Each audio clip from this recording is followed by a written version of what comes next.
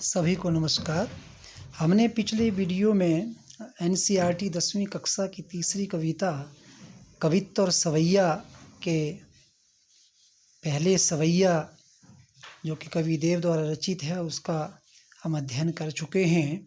आज इनके दो कवित्त के बारे में हम अध्ययन करेंगे, जिसमें पहला कवित्त है डार द्रुम पलना बिछौना नव पल्लव के, सुमन झिंगुला सोहे तन छवि भारी दे, पवन झुलावे केकी कीर वरतावे देव, कोकिल हलावे हुलसावे करतारी दे, पूरित पराग सो उतारो करई राई नोन, कंजकली नायिका लतान सिरसारी दे, मदन महीप जू को बालक वसंत ताही, प्रातही जगावत गुलाब चटकारी दे।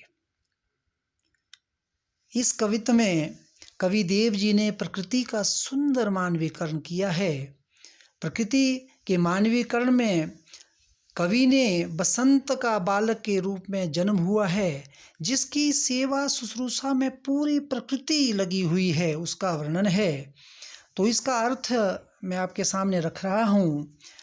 डार द्रुम पलना बिछौना नव पल्लव के, ऋतुराज बसंत जो कि बालक के रूप में चित्रित किया गया है। वो जो द्रुम है, वृक्ष है, उसकी जो डाली है मानो उसका पलना है, उसका झूला है। बिछौना नव पल्लव के, और नए नए जो पत्ते हैं वो उस बालक का बिछौना है, बिस्तर है। सुमन झिंगुला, और जो फूल हैं वो उसका ढीला ढाला वस्त्र है, बसंत रूपी बालक का वस्त्र है। सोहे तन छवि भारी दे, उसके शरीर के ऊपर वो वस्त्र बहुत सुशोभित हो रहा है, उसकी छवि दर्शनीय है। पवन झुलावे, उसके पालने को हवा झुला रही है। केकी कीर बरतावे देव, देव जी कहते हैं कि केकी मोर और कीर तोता उसके साथ बरतावे बातें कर रहे हैं। जैसे हम छोटे से बच्चे से बातें करते हैं, तोतली आवाज़ में बातें करते हैं, वैसे ही मोर और जो तोता है वो उस बसंत रूपी बालक से जो है वो क्या कर रहे हैं, बातें कर रहे हैं। कोकिल हलावे, कोयल उसको हिला रही है, उसके झूले को हिला रही है, उसको चुप कर रही है। हुलसावे कर तारी दे, और तालियां बजा बजा कर उसको आनंदित कर रही है, बच्चे को खुश कर रही है। पूरित पराग सो उतारो करी राई नोन, और जो फूल का जो पुष्प का जो पराग है उससे क्या हो रहा है, जैसे हम क्या करते हैं, राई और नोन, राई और नमक से जो है किसी बच्चे के ऊपर नज़र लग जाती है, घरों में हम देखते हैं, तो या मिर्च से भी उतारी जाती है, तो उस बच्चे की जो के ऊपर जो नज़र है उसको उतारने की कोशिश की जा रही है। राई नोन, राई और नमक से जैसे हम करते हैं, वैसे पूरित पराग सो, वो जो पुष्प पराग होता है उससे उसकी नज़र उतारी जा रही है। कंजकली नायिका लतान सिर सारी दे, और जो कमल की कली है, कंजकली कमल की कली जो है, जो नायिका है, उसने क्या किया, वो जब उतार रही है तो अपने सिर के ऊपर जो है उसने चुन्नी कपड़ा ओढ़ लिया है। जैसे हम घरों में आप देखते हैं जब कोई पूजन होता है, किसी प्रकार के इस तरह की कार्य होते हैं, तो उसमें हम सिर ढक लेते हैं। मदन महीप जू को बालक बसंत ताही, जो कामदेव हैं बसंत मानो उनके बालक के रूप में है, बालक उनका बालक है, बहुत सुंदर है कामदेव की तरह। जगावत गुलाब चटकारी दे, और गुलाब का जो फूल है, गुलाब की जो टहनी है, वो चटकारी देकर चुटकी मार मार कर जो है वो बालक को जगा रहे हैं। जैसे हम बालक को चुटकी देकर इस प्रकार से करके हम बालक को जगाते हैं। तो इस कवित्त में कवि देव जी ने प्रकृति का सुंदर मानवीकरण किया है। बसंत रूपी बालक जो है किस प्रकार से प्रकृति उसकी सेवा शुश्रूषा में लगी हुई है, इसका वर्णन किया गया है। तो इसमें जो कठिन शब्दार्थ हैं जो जिनको आप देख रहे हैं सामने, डार टहनी, द्रुम पेड़, पल्लव पत्ता, झिंगुला झबला ढीला ढाला वस्त्र, केकी मोर, कीर तोता, राई नोन राई और नमक, कंजकली कमल की कली, हुलसावे खुश करती है, लतान बेले सारी साड़ी, मदन किसको कहा गया, कामदेव को, महीप राजा होता है, और चटकारी चुटकी। तो ये कठिन शब्द थे। इस कवित्त में जो भाव सौंदर्य है उसके बारे में किस प्रकार से कवि ने प्रकृति का सुंदर मानवीकरण किया है और बसंत रूपी बालक की सेवा में, शुश्रूषा में संपूर्ण प्रकृति अपना योगदान दे रही है।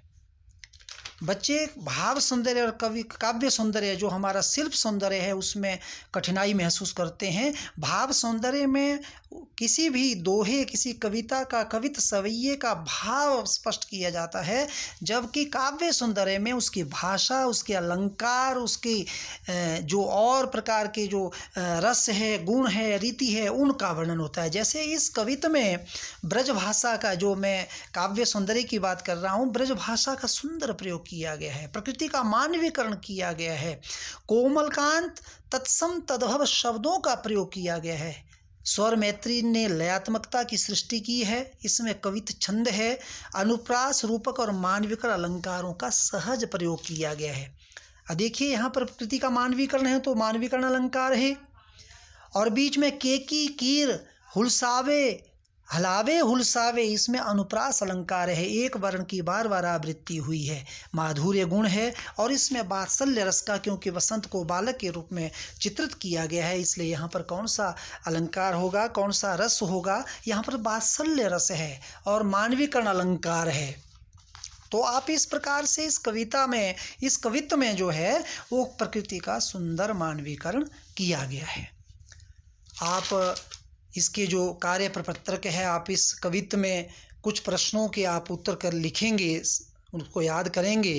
सबसे पहले तो कवित्व में आए कठिन शब्दार्थ, जो आपको कठिन लगते हैं उनको आप लिखें, उनको याद करें, उनके और पर्यायवाची शब्द आप पढ़ें। और दूसरे प्रश्न में इसमें किसका वर्णन किया गया है वो आप लिखें। प्रश्न 3 में बालक वसंत का बिछौना किसका बना हुआ है। और चौथे प्रश्न में केकी, कीर तथा हलावे, हुलसावे में कौन सा अलंकार है। ये 4 प्रश्न आप इस कवित्व में करेंगे, और भी प्रश्न का निर्माण स्वयं करके उनके उत्तर आप ढूंढेंगे। अब मैं आपके सामने दूसरे कवित्व के बारे में बात कर रहा हूँ, जो कि देव द्वारा ही रचित है। फटिक सिलानी सो सुधार्यो सुधा मंदिर, उदधी दधी को सो अधिकाई उमगे अमंद, बाहर ते भीतर लो भीति न दिखे देव, दूध को सो फेन फैल्यो आंगन फर्श बंद, तारा सी तरुणी तामे ठाड़ी झिलमिली होती, मोतिन की ज्योति मिल्यो मलिका को मकरंद, आरसी से अंबर में आभासी उजारी लगे, प्यारी राधिका को प्रतिबिंब सो लगत चंद। इस कवित्व में कवि देव जी ने चांदनी रात के माध्यम से राधा की अपार सुंदरता का वर्णन किया है। चांदनी रात है, चारों तरफ दुधिया ही दुधिया, श्वेतता सफेदी ही नजर आ रही है। आसमान से लेकर जमीन तक जो है सब कुछ सुंदरतम दिखाई दे रहा है, सफेद दिखाई दे रहा है। फटिक सिलानी सो सुधार्यो सुधा मंदिर, ये संसार रूपी मंदिर ये कैसा है। ये मानो स्फटिक की शिलाओं से बना हुआ है, जो पारदर्शी है, जिसका आर पार दिखाई देता, बहुत सुंदर है। ये स्फटिक मणि की शिलाओं से आकाश रूपी मंदिर का निर्माण किया गया है। आकाश बहुत सुंदर दिखाई दे रहा है, चांदनी ही चांदनी है।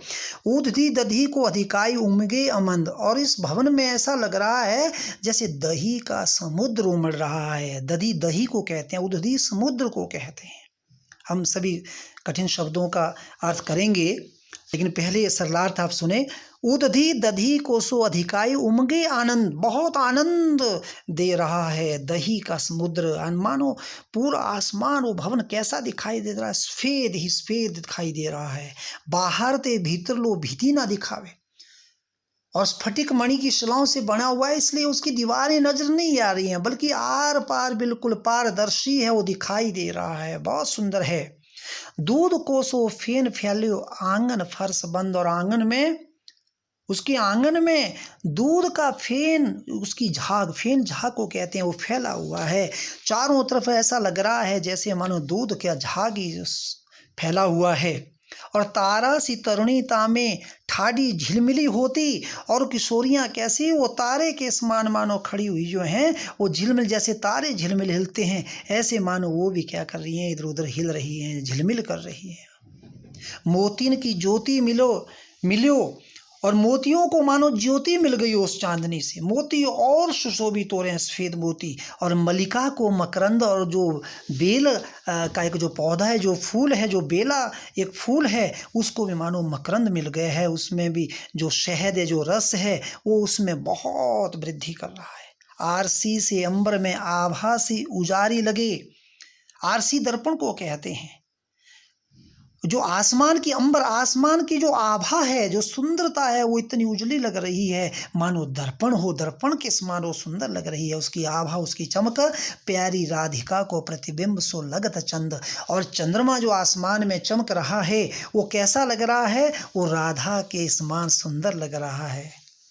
आपने एक चीज़ यहाँ पर देखी कि चंद्रमा को सुंदर राधा के समान बताया गया है, यानी कि राधा को उनसे भी सुंदर बताया गया है।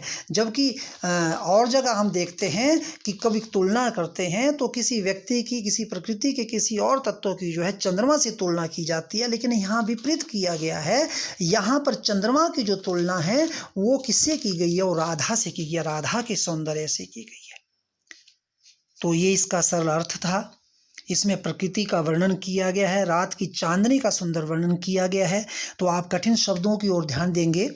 फटिक, स्फटिक, क्रिस्टल जिसको अंग्रेजी में कहते हैं, जो पारदर्शी होता है, जो बहुत सुंदर होता है। शिलानी, शिलाएं, जिनसे आकाश रूपी भवन का निर्माण कवि की कल्पना वो किया गया है। सुधा, अमृत को कहते हैं। उदधि, समुद्र। दधी, दही जो कि श्वेत होती है। अमंद, बहुत अधिक, मंद जो है कम होता है, अमंद बहुत अधिक, कम नहीं है। भीति, दीवार। फेन, झाग। फर्श, बंद, फर्श के रूप में जो आंगन में जो ऊंचा स्थान होता है। और तरुणी, युवती। इस प्रकार इस कवित्व में कवि ने प्रकृति की सुंदरता के माध्यम से राधा जी की सुंदरता का वर्णन किया है। अंतिम जो हमारा कविता का जो अंतिम चरण है, उसमें लिखा है, प्यारी राधिका सो प्रतिबिंब सो लगत चंद। चंद्रमा किस, अभी हमने दूसरा कवित्व पढ़ा, उसका सरलार्थ समझा, उसके शब्दार्थ समझे, उसका भाव सौंदर्य, उसका काव्य सौंदर्य समझा। अब आप कुछ कार्य करेंगे जिसमें सबसे पहला प्रश्न, प्रस्तुत कवित्व का भाव सौंदर्य क्या है, वो आपने लिखना है, उसको समझना है।